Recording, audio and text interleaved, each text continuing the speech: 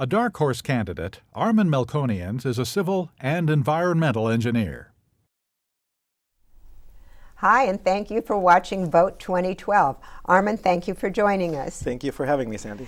Many cities have a dedicated source of revenue for affordable housing. They call it a linkage fee or a parcel tax.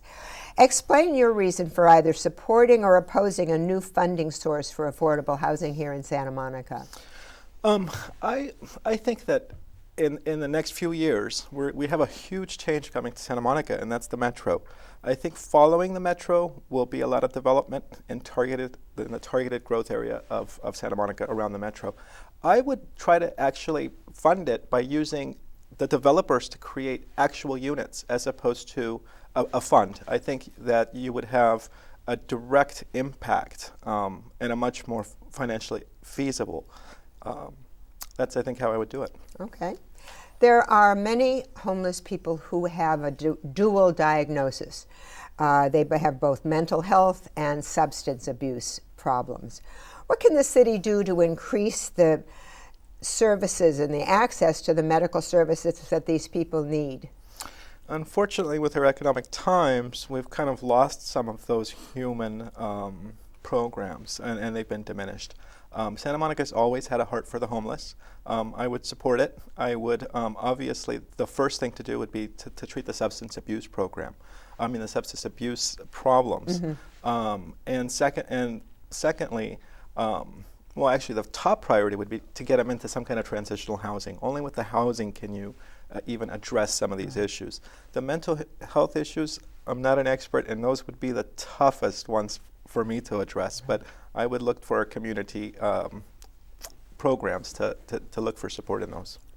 What are your thoughts about the plans for the subway and light rail into Santa Monica?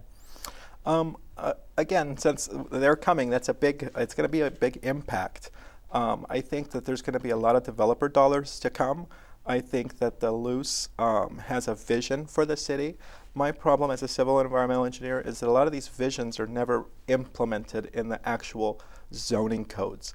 The city is going to be adopting zoning codes to match the Luce's visions, and I believe that what I would like to propose to this as a city policy is what I called net ZADE, net zero adverse impact development, where we have some kind of a base where the adverse impacts can be measured, and every proposed project would have to have a net zero adverse impact.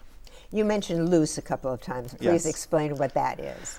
The Luce is the land use and circulation element that the city approved in 2010. It kind of gives a vision of where the city is going, which will be used when the zoning codes are then modified to match the Luce's vision.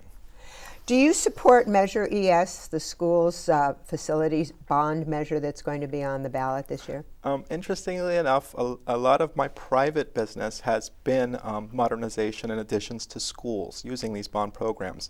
I support them 100%. I see the benefits that they have, and it's always about life and safety and modernizing the schools for that have been aging. So I 100% support it. I would also add that I would not work on any of those programs if elected to City Council as a conflict of interest. What are your views about the city acquiring additional land for parks and recreational purposes? I think that as part of my Net ZADE program, I would include the parks as one of those zero adverse impact development policies. I think that the Santa Monica Airport, we have some great opportunities in 2015 with the expiration of the FAA agreement that we can look at adding some parks. Thank you very much, Armen. Thank you, Sandy.